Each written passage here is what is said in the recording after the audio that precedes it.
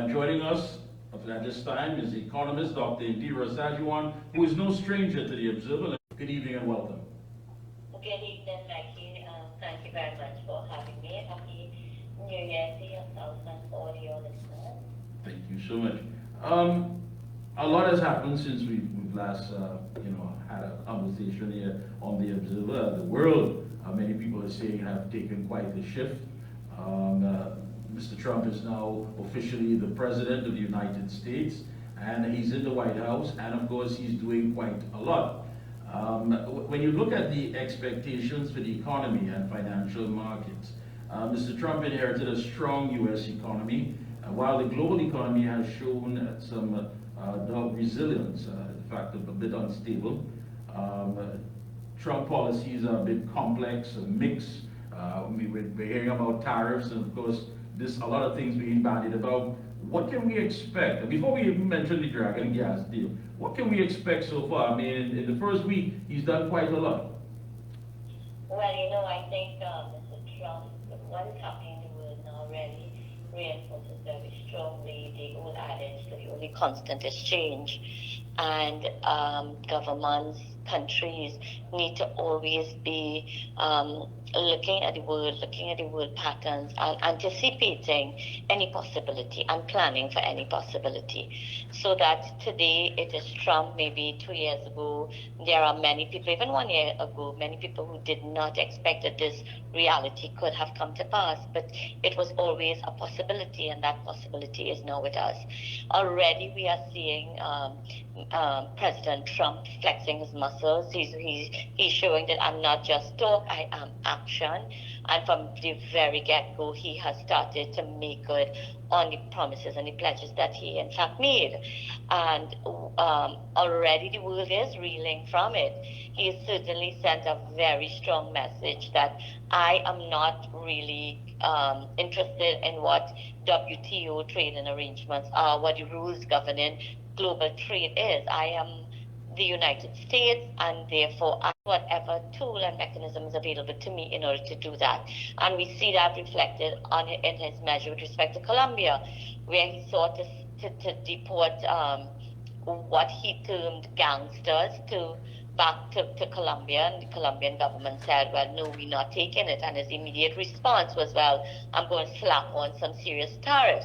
And for people who may not, your listeners who don't understand that, what that simply meant is that by that decision, you sell a lot of goods and services to the United States. If you do not accept these deportees, if you do not accept your criminal element back into your country, then I'm going to make it very difficult for your legitimate businesses to be able to sell goods and services into the United States, because I'm going to make it more expensive. So I'm going to slap on a 25% on whatever you are exporting into the United States, which will make it cost prohibitive and less.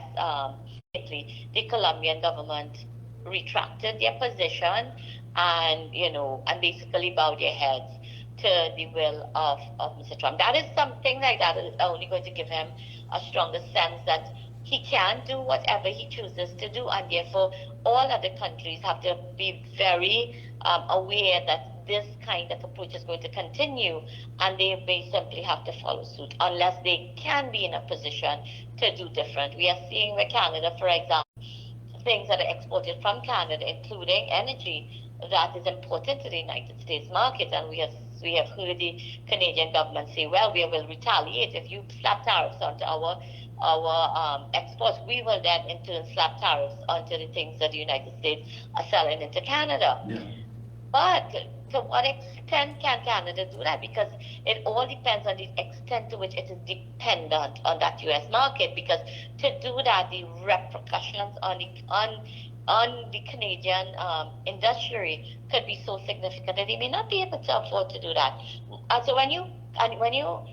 that's a Canada. So what about Trinidad and Tobago or St. Vincent or some of one of these small islands in the region? We don't have really any grounds on which to be able to stand up to measures like these that a Trump administration can levy on us. Well, I think it was crystal clear today. Today was the first White House briefing press briefing since Mr. Trump took office, and the press secretary made it quite clear that he has been given a mandate by the people who voted for him, that these are the results that the people of the United States expect. When we go to the polls, however, we expect an administration that is going to elevate the lives of the citizenry, that is going to look out for our interests. But we've seen so many things played out in this whole political drama here in Trinidad and Tobago. Just taking you back to May 2018, the finance minister, Mr. Imbert, in delivering the mid-year budget review said, and I quote, "The economy is turning around. In fact, it has turned around. Revenue collection is up, the non-oil sector is growing, and the energy sector is booming." We, however, have not been living that reality.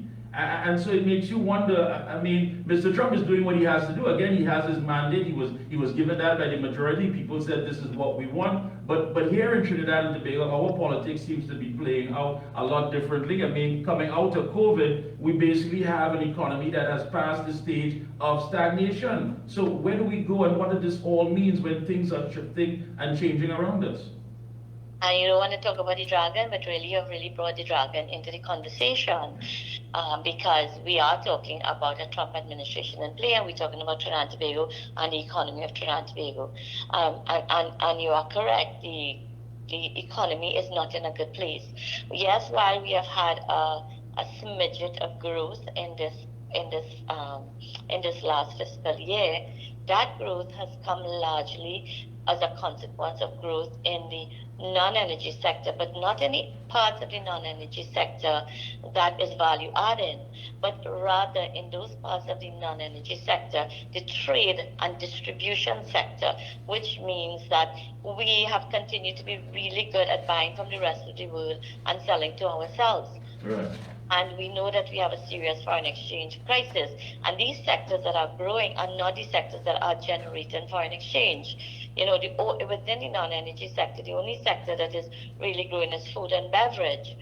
Other than that, but by and large, it is really the retail and the distribution sectors that are growing. And we see that is reflected in most of our conglomerate, most of what we call our mega companies in Trinidad and Tobago are more or less distributorships in structure. Importation of vehicles, importation of medicine, importation of food.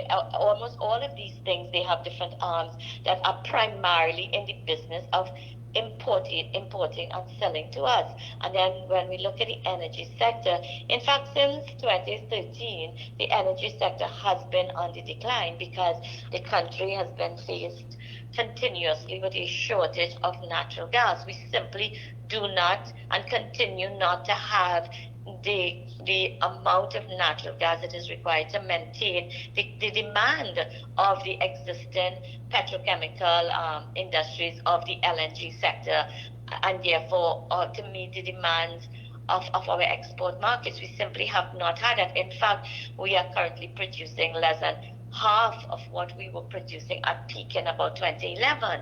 That is the reality that Trinidad and Tobago faces, which has meant that, in such a situation, you're left to do one of several things. You find ways in order to maintain that sector and find ways in which it could continue to survive.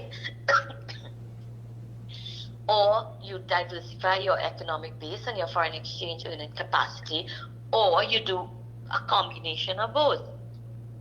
In Trinidad and Tobago, we have unfortunately mostly done the first thing, which is to prolong the life of the energy sector. And the mechanism that the government has offered to us has been the bringing gas from Venezuela through the Dragon and I think it's the Mannequin, through those projects. Yeah.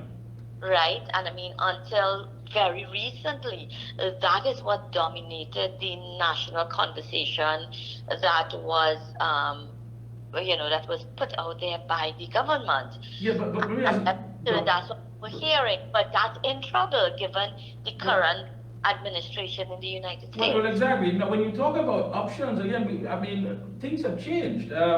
You have the new U.S. Secretary of State, which is Mr. Mark Rubio, who has made it quite clear that the United States does not even recognize Venezuela's government heads. He said the country is being run by a narcotic organization. There's a bounty on the president's head. When you talk about options again, Mr. Trump is looking at those countries who may be leaning too heavily on China. He wants to cut China's expansion road outside of China, what's happening with their policies and their programs. So have we missed out on the fact of not taking a look at the global trends that were happening? That's where I started, Mikey. That's exactly where I started. Any astute government would be looking at where the world is going, looking at what the possibilities in terms of what could be happening in the next 5 to 10 years, and things in place in order to deal with that. If this government had been in fact doing so over the last 9 years, the extent to which we have put all our eggs into the basket of the Dragon deal would not have in fact happened. The OFAC, the license that we have with the United States, it expires in October of 2025. With a Trump administration in play, there is little likelihood that that is going to be extended. What happens to the Dragon deal in that scenario? We are seeing where Chevron, the American giant that was operating in Venezuela, has already said that it is not going to be making any more investments in Venezuela in response to the fact that there is a new player in charge of the American politics. So what is going to happen with the Dragon deal? After budget, the Prime Minister, the Minister of Energy was telling us, just hold on, hold straight, 2027, everything was going to be all right because, the Dragon would start to dance, gas would flow. And even then, even if the Democrats had won the election, that date and that timeline was heavily questionable, given where we are now and the length of time that is required in order to bring gas to market. But the reality is that they did not factor in what the reality is now, and that is an unfortunate thing. And in Trinidad, and I think that's what's puzzling, Dr. Sagewan. That's very puzzling because we are still hearing that our economic wagon is still hitched to this deal, and we're being told in 2027 it's going to bear economic fruit, and we're going to have something to harvest. We're going to have a better economy with money that we can use to make life better for the citizens. We are still being sold that dream. But Mikey, I want to disagree with you because what I have noticed actually is that since Trump has won the election, our government has really gone silent on the Dragon deal. In fact, what has happened instead is that political machinations is what has now dominated the conversation. We're no longer talking economy. We're no longer talking revenue or forex crisis. All of those things have taken a back seat to what is happening in the political sphere. A prime minister resigning and choosing the prime minister who will be there in his stead. The PNM possibly going to an election with a variation between the prime minister and the leader of the party. There's so much things. The opposition responding to all of that. That is what is occupying the national conversation, and the media is leading the charge, in my view, unfortunately. There's nothing that is reining us in and bringing us back to what is important. All right, so then where are we going? And this is something I know many people who are locked on and who are viewing at this point in time are simply trying to keep their head above water. Whatever savings you had is definitely depleted. We're talking about a situation where the middle class has been wiped out. And all we're hearing is dreams, but things are playing out before our very eyes. People are able to access information. It just doesn't add up. 2027 doesn't add up. No Dragon gas deal. So what happens in 2027? But let's not even talk about 2027. Let's talk about 2025. In this moment, there are so many businesses that are closing their doors because they can't continue to function. The rate at which professionals are leaving this country is accelerating. I mean, certainly, I mean, President Trump's position with respect to immigration obviously could potentially, put a spoke in that way. But there are so many other parts of the world that our trained professionals can go that I do not see that is going to be a major damper. It may slow things down, but very soon you're going to see people finding other doors through which to enter into other places.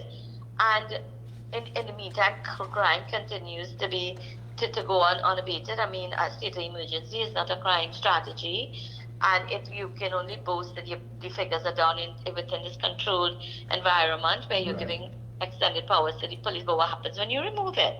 It does not equate to solving the problem. And now we are just about to go into an election, months away, but instead of us talking about these important things and talking about how is this economy going to be dealing, given what we are facing with respect to the potential collapse of the Dragon Deal. And mind you, Mike, I want to say that if anything can be done, or whatever can be done to save it, should be done to save it. Because by all means, we need it. We need it with a desperation that you cannot imagine, because government has failed in the country to put us on alternative trajectories.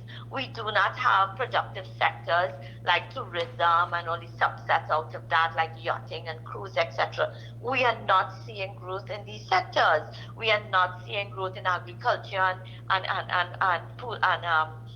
the value adding in food production. We are not seeing a manufacturing sector that is buoyant and growing. In fact, what we have seen over the within this last couple of years, is many parts of our manufacturing sector actually closing up shop in Trinidad, moving to other countries in the island, and simply maintaining their distribution element in Trinidad and Tobago. We've seen it with Unilever, we've seen it with Nestle, we have seen it with quite a number of large companies. This is the reality that we face, and we need to engage not just in conversation, but we need to move into developing these strategies to move this country forward beyond just oil and gas. Now, if it is that these things are not in our sights, and when I say not in our sights, I mean the powers that be do not see how important that we need to look at what's taking place, whether it be with AI technology, whether it be with the entire stock market, the whole global economy. If these things are not in sight and we're not putting anything as far as in place, then how far behind are we going to be left behind when everything is said and done? We're already left behind. It's not how far will we be left behind. We are already left behind, because we are not putting the priority and the emphasis on the things that we need to. And we all, people of this country, need to take responsibility for that, because we continue to allow politicians to distract us with all sorts of things, and we fail to hold them to account. You see, the administration understands, the American politician understand, when the people give me a mandate, I have to deliver on that mandate. And therefore, from day one, he's delivering on that mandate that was given. We don't have that here. We hear a lot of talk during the campaign, and then after the campaign, whichever party wins government goes along the business of doing whatever they feel like. The people's voice, I agree with you 100%, because really and truly, the people must come to the reality that, listen, what you're telling me is not what I'm living. You are telling me, according to Mr. Imbert, we have turned around, the collection is up, the non-oil sector is growing, the energy sector is booming, but that is not what is matching to how we are living. We are simply not there. Mr. Imbert may have tried to say that in 2018, but he could not have said that post-COVID, because the energy sector has contracted in every single fiscal year since then. It has contracted. It has not grown, so he cannot say it is booming. It is not booming. The only little upward glitch we had was immediately following the war in Ukraine, between Ukraine and Russia, when the price of oil and petrochemicals just skyrocketed, and we had a little benefit from that. Because we were producing more, simply because we benefited from the fact that price went up. So no, that is I mean, I have not heard Mr. Imbe say that because he can't. He does, in fact, say that the non-energy sector is booming. But as I am saying to you, and you don't have to believe Dr. Sagewan, you can go to the review of the economy and you can drill down and you will see for yourself that the parts of the non-energy sector that is growing and booming are not the parts that we need to be growing and booming. It's not agriculture. It is not manufacturing. It is not tourism. It is trade and distribution. And I want to really, really emphasize that to people. And, we need to understand that you made the point earlier that the middle class has been wiped out. Right now, the rate of mortgage default is at an all-time high because people simply cannot afford to even have the money to pay their mortgage. That is the reality, and that happens when an economy is not growing, where opportunities for persons to be able to enjoying increased wages and salaries as the economy grows, for them to move up in terms of getting better and better jobs is simply only there for a tiny percentage of the working population of Trinidad and Tobago. Most people have been working on wages and salary that probably predates 2014. And yet since then, inflation as a consequence of COVID, wars, shipping crises, etc., has completely eroded our spending power. Let me ask you this in a personal capacity. Parents who may have children studying abroad, they're just about ready to graduate. Should they return to the shores of Trinidad and Tobago to seek employment? I cannot advise them so because when I look at the job market, I'm not seeing the jobs for them. There is not even the OJTs and the that used to be available, where government used to artificially create employment because government simply doesn't have the money to do it. So my advice has to be in this moment, because I am not in government, I am not there, doing what I know is needed in terms of growing the economy. I am an analyst looking on from the outside and seeing what is happening. And what I'm seeing that is happening is that jobs are not being created in this economy. So if I were to say to young people, come back, what am I saying to them to come back to do? All right. Because jobs are not available. Quality of life is not there. The crime and safety and security is not there. I am a parent with children, and it is a very difficult position that parents are in this moment. Right. I'm a lot of professionals, Mikey, who are in comfortable jobs in this country right now, who are making decisions to leave the country and take a significant cut in pay because they have children and they want to secure their futures. That was my next scenario. What would you say to that family members who, they have an opportunity to actually leave the country and pursue something in their field abroad? If I were younger, if I had less of a passion for this country, if I was more just thinking about myself and my own children, I would advise myself the same, Mikey. Well, what do you say to business owners who may be able to relocate and do their business, online? I mean, I don't even think I need to advise those businesses because we've already seen where so many businesses in Trinidad and Tobago have already done that. In fact, Bajans quarrel that most of the businesses in Barbados is owned by Trinidadian businesses. Businessmen are not foolish. Protecting their profits, protecting their money is what they are about doing. And they have already been removing it and taking it elsewhere. We are not seeing the kind of proliferation of business activity, except in the retail area, that we need to be seeing in Trinidad and Tobago. Yeah. Final comments? Go right ahead. My final comments is, notwithstanding all that I said, I remain the eternal optimist. I believe we in this country have the human resource capacity, we have the know-how, we have the drive, and we have the energy and the love for this country to turn it around. But unfortunately, those who hold the positions of power don't seem to want to create spaces for those who can to be able to do. And unless we get to that point, the transformation that is required in this country will not happen. But we have to continue to hope that at some point in time we can have that kind of scenario taken place. Thank you so much again for dropping by. Always a pleasure to have you on. Keep up the good work, and we'll be checking in with you periodically. Thank you so much. All right. Okay, bye.